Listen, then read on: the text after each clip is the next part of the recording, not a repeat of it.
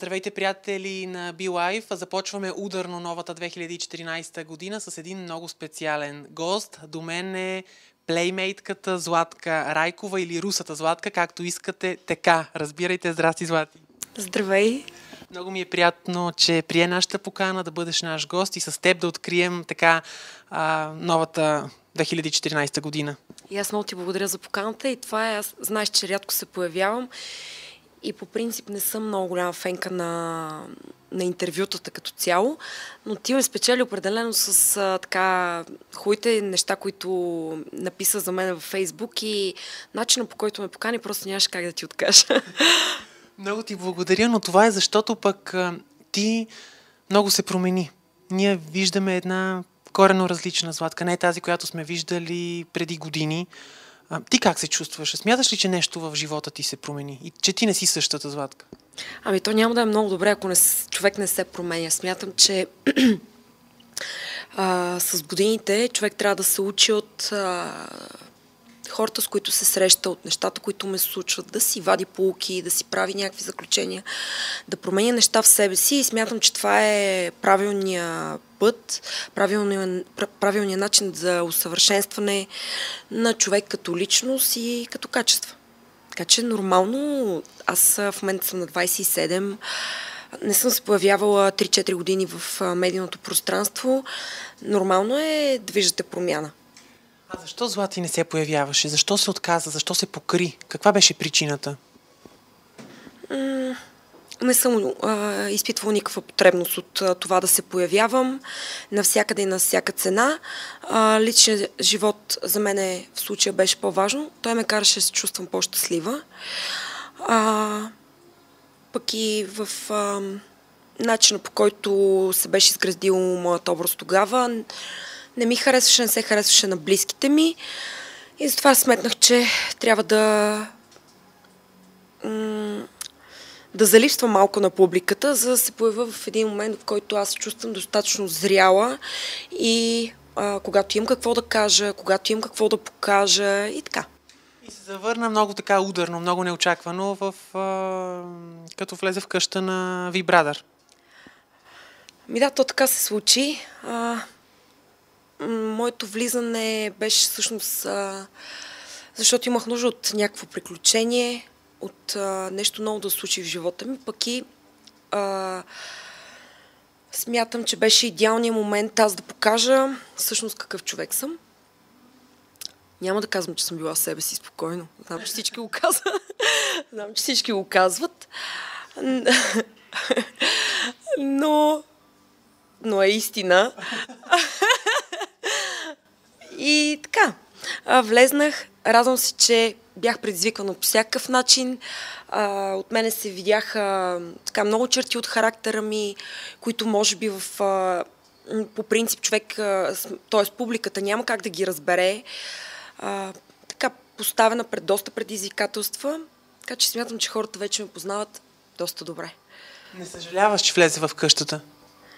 Аз влезнах с един огромен страх какво ще се случи и излезнах изключително удовлетворена и всеки изминал ден се чувствам все по-добре, тъй като виждам реакциите на хората, когато ме виждат по улиците, чета съобщенията във Фейсбук, които получавам всекидневно, които са безбройно много и благодаря на всички хора, които казват толкова хубави неща за мене, толкова суперлативи, които никога не съм чула през живота ми, за което им благодаря. Аз ти казвам, това е новата Златка, различната, една много променена Златка. Трябваше ли да спечели Златка Димитрова? Смятам, че Злати трябваше да спечели от 5-мата финалисти, които останахме. А кой не трябваше да спечели? На всяка цена. Няма такъв човек, но хората, които останаха на финал, в смисъл не смятам, че бяха най-подходящите. Смятам, че Злати трябваше да спечели и всичко се нареди както трябва. Защо според теб ти как си го обясняваш, че хората теб те харесват? Положителни са, така нагласите към теб. Доколкото към Златка Димитрова не е така. Като че ли не и медиите не я обичат, и хората не я обичат. Дали заради това, че тя прекалено много говори за тази благотворителност и я прави толкова показна, дали заради нейното държание, поведение. Как си го обясняваш ти? Знам ли, аз преди да влезна в къщата, така ли иначе аз не присъствах много в медийното пространство, пък това, което съм чела за нея, винаги е било положително и никога не съм си мислила, че медиите ни я харесват. И сега, в момента, когато тя стана победител в Big Brother All Stars, естествено, медиите трябва да оплюят, да търсят под вола теле и едва ли не да изкарат всичките и кирливи ризи на показ. И така, но това е за всеки победител във всяко едно естество, всяка една сфера. Когато човек успява по някакъв начин, винаги се намира някой, който да го оплюе. Това е моето обяснение. А приятелки ли сте с Златка Димитрова? Да, много добри отношения сме. Какво е общото между вас двете? Че сме домакини. Освен това ли щеш да кажеш? Освен, че имената ви... Ами, това, че сме домакини. Смятам, че сме много различни като характер. Най-абсурдното нещо, което се изписа, бе едно изказване на Азиз, който търси всякакъв начин да бъде забелязан. Предполагам си видяла, че той категорично те праща зад решетките, че момичетата като Златка трябва да бъдат зад решетките. Според мен много крайно и очаквано от Азиз изказване. Твоят коментар, тъй като досега като че ли не си го коментирала? Аз дочух, не съм прочела нищо. Дочух, че има някакви такива изказвания.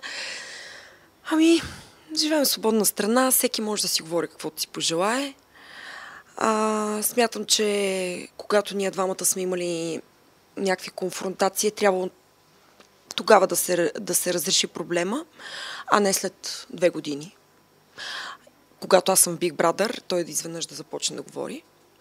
Но всеки е свободен, нито смисъл не обръща внимание, наистина.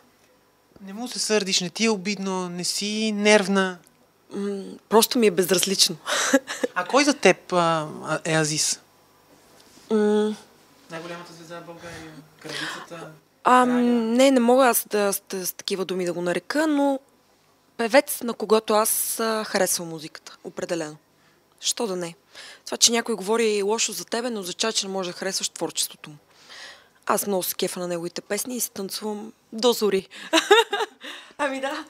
Има ли всъщност война между вас двамата или тази война е само от негова страна? Не, аз война с никой не водя и аз водя война само единствено със себе си, с абсолютно никой друг. Ако има някой, който има проблем с мене, си е лично негов проблем. Мене това не ме касае. Добронамерена е Златка Райкова. По-скоро не се интересувам от хора, които не ме засягат пряко. Това е истината. Точно поради тази причина не обръщах внимание на чак такова внимание на хората, които ме нападаха в къща. Хора, които не са в моето ежедневие, не са хората, които аз обичам, които искам да ме обичат. Не ме интересува тяхното мнение до такава степен.